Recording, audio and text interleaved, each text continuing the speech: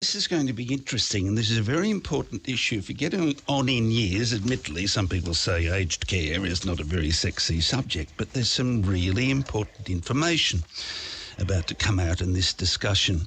Now, the headline, or the heading, if you like, reads, "Transitioning through aged care with ease and dignity." If only, because so many people don't want to think about it at all. They leave their planning much too late, and of course it doesn't end up anywhere near as comfortable and well planned as you might have wished. I've got Amanda Golder on the line with me. Amanda is the financial advisor and aged care specialist at Fowler's Group. Hello, Amanda.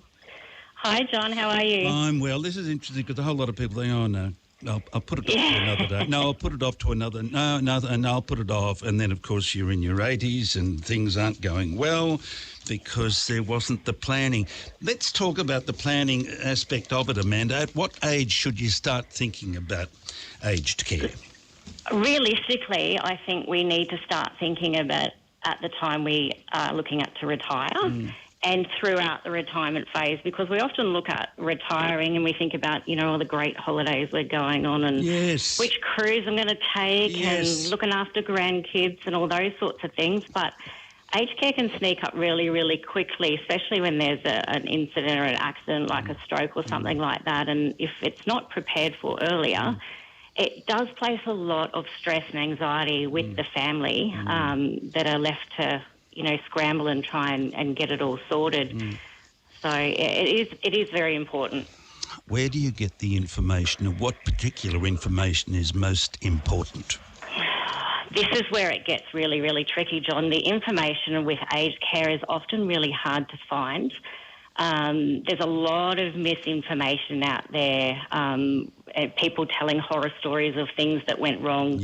And for we as really intelligent people, it is actually quite hard to find, and that was one of the reasons I actually got into the aged care specialty, because I was helping my mother put my grandparents into aged care and accessing aged care services, and I think we pretty much ticked all the boxes on what you shouldn't do throughout that process, and it made it very, very difficult and a huge amount of anxiety and stress for my mum as she was going through that process. Do you mind telling me what went wrong?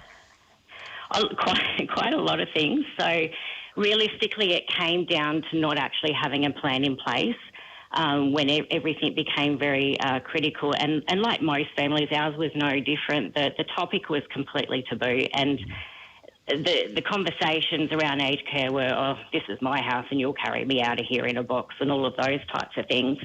But realistically, it's not about putting someone into a nursing home. That's not what we're referring to when we start saying plan for aged care. It's about planning to try and live as independently at home, if possible, for as long as possible, and accessing services like the home care packages and the Commonwealth Home Support Program, so that you can actually stay in your home for as long as possible, and bring in those support services so that the burden on the family is not too great. And I guess where we went wrong with that is we waited too long. And by the time we were starting to access or need help, my grandparents were in their late 80s and really quite onset dementia by this stage. And, it took over a year for those packages and those services to come through. They ended up on level 4 ACAT packages, and we had my mother and 2 other nurses around the clock care. But there was other things like they lived in a home that was 3 stories, 5 bedrooms, 4 bathrooms, nice pool on the waterfront, big garden. And there just wasn't enough support around them to try and keep them in the home.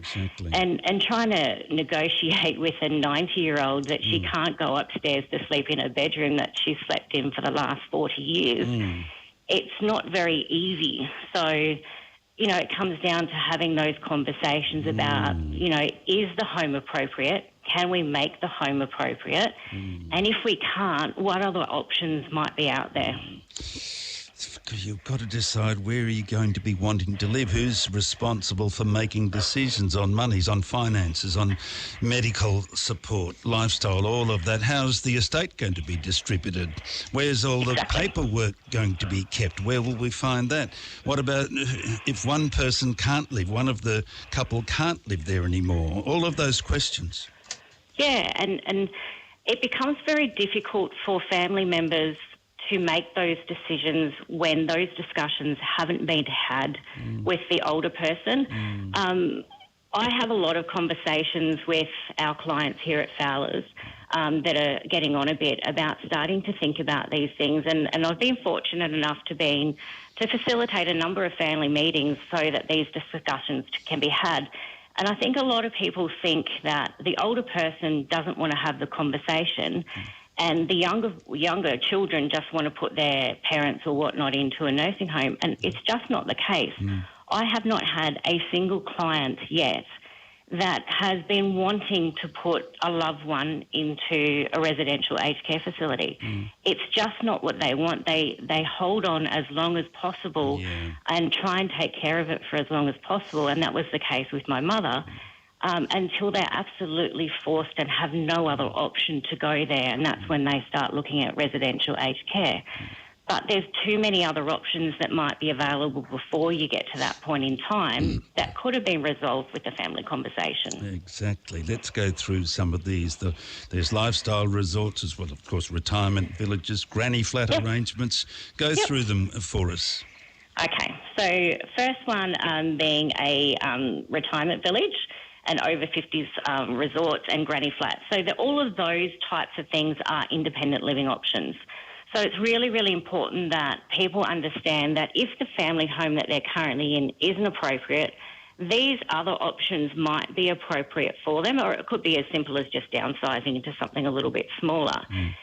With the over 50s lifestyle resorts, it's often a right to live there, and there's a lot of contracts that are in place around those, and they're independent contracts, not overseen by the government.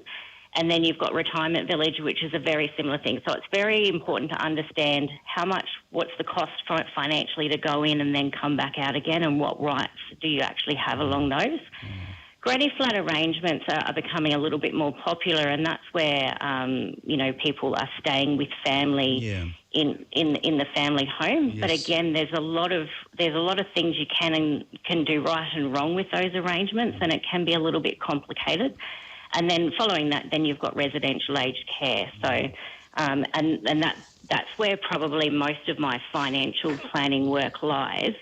But as I mentioned to you, John, earlier, a lot of this is actually about the pre-planning before you get to that stage, so that stage can be as far away as possible. Residential aged care, is that a particularly sensitive matter to take up with mum and dad? Look, it can be, and as I mentioned before, nobody wants to put a family member or a loved one into residential aged care. But when it becomes too unsafe, or for the older person to remain in the home, whether it be from dementia and accidents happening or whatnot, or whether it's really complex care needs that require around-the-clock care, there's not a lot of other options that might be available other than bringing in resources into your home and actually paying for those. So it can be very difficult. Let's talk about things being done better than so many others do from time to time. How do you do it perfectly?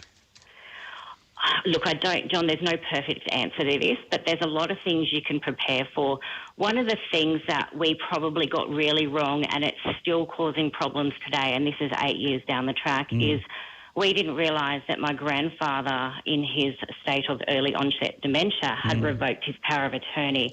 So the power of attorney is the person that you appoint that decides on your financial, medical needs after you've lost capacity, but also the one who decides where you live.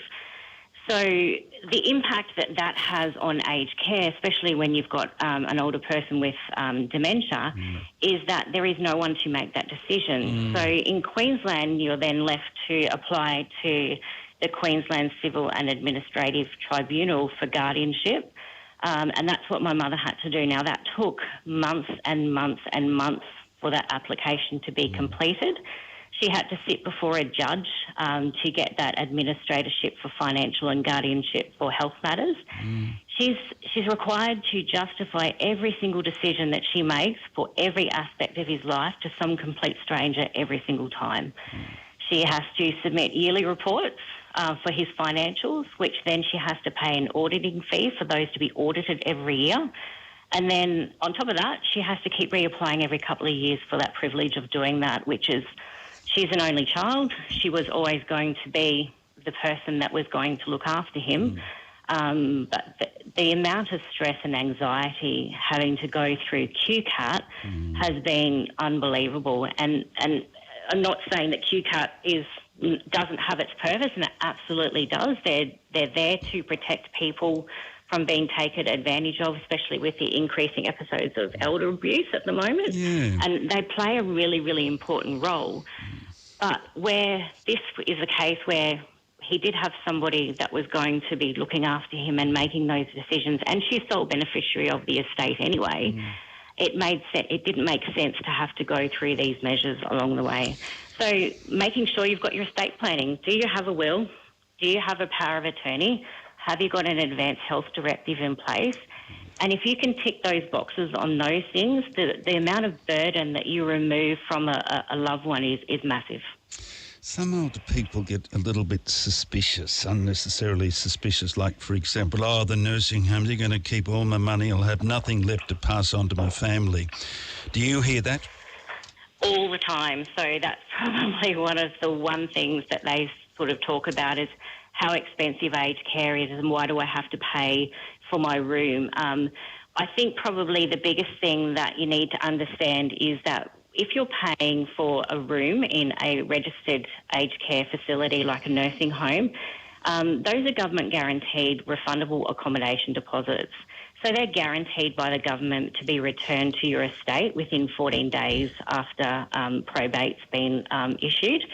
So it's not, the money's not going away. It's just being held until you exit that facility, and then, as I said, it's returned to the estate, which means that you need to have a will in place, and you need to understand that the RAD, or the refundable accommodation deposit, doesn't matter who pays it, it still goes back and is administered through the estate and is handled as part of your will. So whatever your will says, that's where that money ends up. So it's not lost money.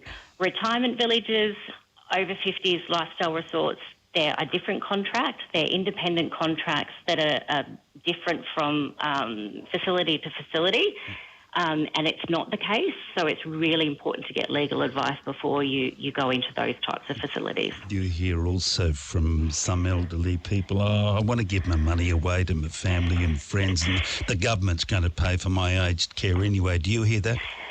Oh, that's my other favourite one. And funnily enough, it's actually not a strategy I've ever recommended for a client yet. So, look, it is true. Aged care costs are very, very heavily subsidised by our government. So if you quite literally have nothing, you will have your aged care costs paid for by the government. If you have lower means or not high financial means, again, your care will be heavily subsidised by the government. But you need to be aware if you do give away all your money and you do sort of fall into one of those categories, that sometimes all the choices that everyone else has, you may not have. And that might be the type of room that you're in, whether that's a shared room with a shared bathroom type arrangement, or, maybe even what facility you end up in. So you are going to forego those choices. And if you've got a refundable accommodation deposit that I was talking about earlier that's guaranteed by the government, I don't see why that's necessary. Do you know what this is? Look, I know it's not a sexy subject at all to approach, but this has been to me just glowing common sense. There'll be people listening to this saying, I need a bit more information. Can they get through to you, or do they have to get on a queue? What happens, Amanda? Absolutely. If they just go through Fowler's Group, so I'm an aged care specialist here at Fowler's Group. So the best place to go is to our website, www.fowlersgroup.com.au. There's a little bit of information on there. Otherwise, you can contact me through the website or in our office at 111 Lake Street. And her name, please remember this, Amanda Golder, Golder. She's the financial advisor. And as you just heard, aged care specialist at Fowler's Group. That was excellent, Amanda. Really appreciate that. Thank you. Thanks, John.